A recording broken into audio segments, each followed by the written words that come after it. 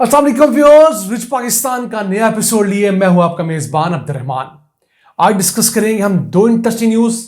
पाकिस्तान से जमीनी रास्ते के जरिए रूस को फ्रूट्स की एक्सपोर्ट्स का आगाज हुआ है।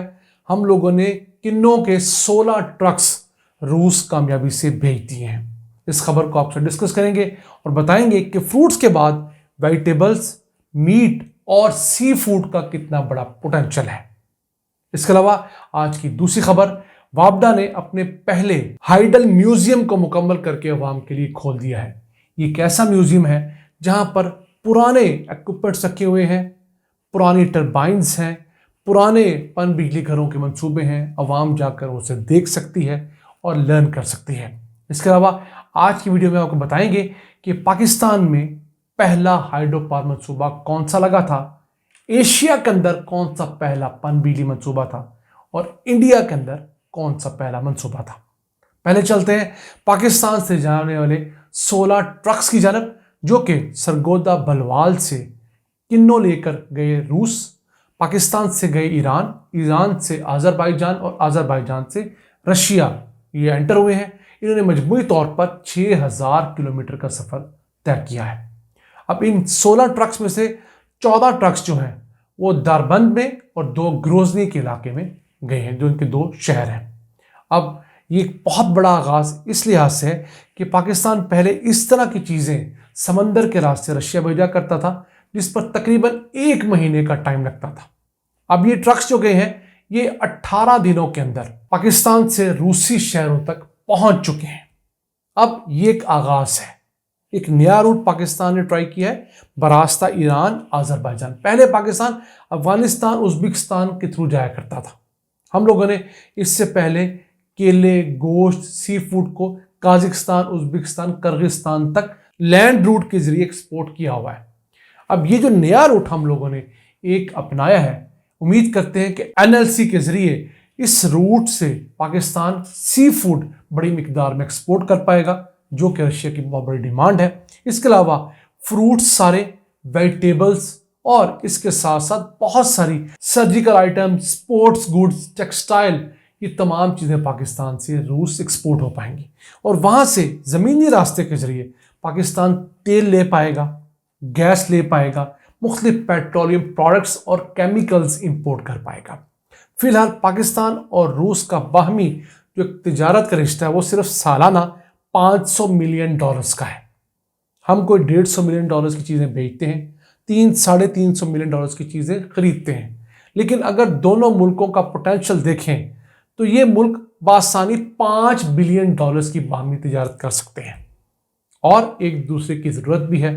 फिर रूस को गर्म पानी तक अगर हम लीगल रास्ता दे दें, जो पहले उसने अफगानिस्तान को कब्जा करके लेने की कोशिश की थी, अब लीगल तरीके से दें तो उनके पास एक बहुत बड़ा पोटेंशियल होगा कि वो अपनी एक्सपोर्ट्स को बढ़ा सकें, अपनी इंपोर्ट्स को सर्दियों के महीने में मज़ीद बेहतर कर सकें और पाकिस्तान के अंदर नई जॉब्स क्रिएट हों। अब ये पाकिस्तान से जो कंटेनर्स ट्रक्स की सूरत में गए हैं, ये रेफ्रिजरेटेड कंटेनर्स थे। इन्हीं के ज़रिए गोश्त भी जा सकता है, सी फूड भी जा सकता है और तमाम पेरिशेबल आइटम्स। वैसे रास्ते में जाते हुए बहुत सारा फ्रूट ख़राब होने का खदशा होता था, लेकिन इस ज़रिए से उम्मीद है कि अब हम बिल्कुल नुकसान के बगैर अपना फ्रूट और दीगर पेरिशेबल आइटम्स एक्सपोर्ट करते रहेंगे। आइए चलते हैं आज की दूसरी अहम खबर की तरफ। वापडा ने अपने पहले हाइडल म्यूजियम का इफ्तिताह किया है। ये एक ऐसा म्यूजियम है जिसके अंदर वापडा ने अपने पुराने पन बिजली घरों के मुख्तलिफ पुर्जाजात रखे हैं, मुख्तलिफ टर्बाइंस रखी हुई हैं और इसके अलावा स्विच यार्ड्स हैं, मुख्तलिफ मॉडल्स बने हुए हैं। और रखने का मकसद ही है कि जो वापडा का शानदार विरसा है उसका तहफ़्फ़ुज़ किया जा सके। तरबेला 4th एक्सटेंशन जो है उसके अंदर ये तमाम का तमाम सेटअप लगाया गया। इसमें पाकिस्तान के पहले हाइड्रो पावर मंसूबे की पुरानी टर्बाइंस, जो कि रेनाला खुर्द के मुकाम पर लगा हुआ है, वो रखी गई हैं। फिर जबल हाइड्रो पावर प्रोजेक्ट जो था उसका सामान, फिर वारसक का, फिर तरबेला का, इसके अलावा चित्राल पावर प्लांट का भी सामान यहाँ रखा गया। मुख्तलिफ मॉडल्स भी यहाँ रखे गए ताकि लोगों को इल्म हो कि किस तरह हाइड्रो पावर मंसूबा चलता है। अब अगर बात करें पाकिस्तान की दूध के अंदर पहला हाइड्रो पावर मंसूबा कब लगा, तो वो था रेनाला खुर्द में 1925 सर गंगाराम ने लोअर बारी दोआब केनाल के ऊपर 1.1 मेगावाट का पन बिजली मंसूबा लगाया।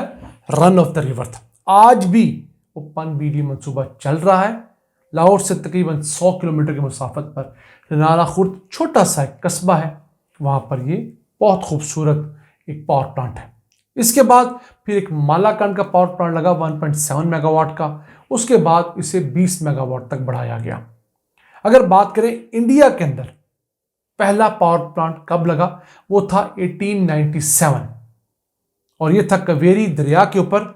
इसका दार्जिलिंग के शहर के करीब 130 किलोवाट का छोटा सा लेकिन उस जमाने का बहुत बड़ा एक पन बिजली मंसूबा लगा था, जो कि उस वक्त एशिया में पहला बिजली घर था जो कि पानी से बिजली पैदा कर रहा था। उस वक्त पूरे एशिया में कोई पन बिजली घर पानी से बिजली पैदा करने के लिए नहीं था। तो यूनाइटेड इंडिया के अंदर पहला दार्जिलिंग वाला था, जिसका नाम सिदा पोंग हाइड्रो पावर मंसूबा भी है। इसको सिदरा पोंग भी कहते हैं। मुख्तलिफ ज़बान में इसका मुख्तलिफ लफ्ज़ है, लेकिन जो हिस्सा पाकिस्तान के अंडर आया उनमें से पहला रिनाला खुर्द का पावर प्लांट है।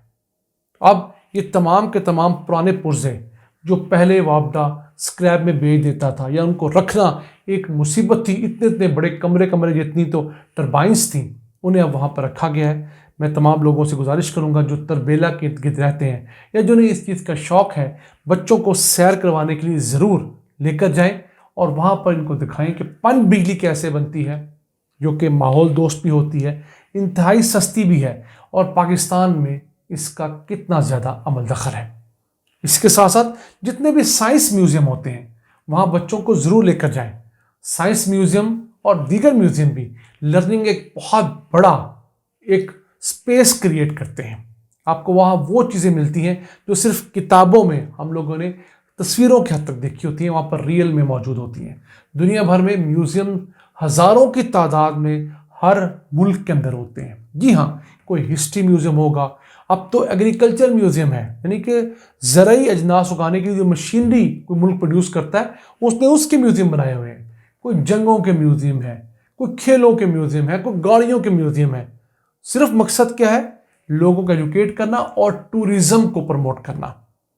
तो जो भी टूरिस्ट पाकिस्तान आएगा उसके पास एक नया ऑप्शन तो आ गया ना कि आप जाकर वहाँ पर हाइडल मंसूबा देखेंगे तरबेला के मकाम पे। तो हमें अपने मुल्क के अंदर ऐसा इंफ्रास्ट्रक्चर खड़ा करना होगा जो हमारा पुराना विरसा है। PIA दुनिया की बड़ी एयरलाइंस में से एक एयरलाइंस थी, उसे सेव करना चाहिए, उसके विरसे को आवाम तक पहुंचाना चाहिए। रेलवे का एक म्यूज़ियम मौजूद है रावलपिंडी के करीब।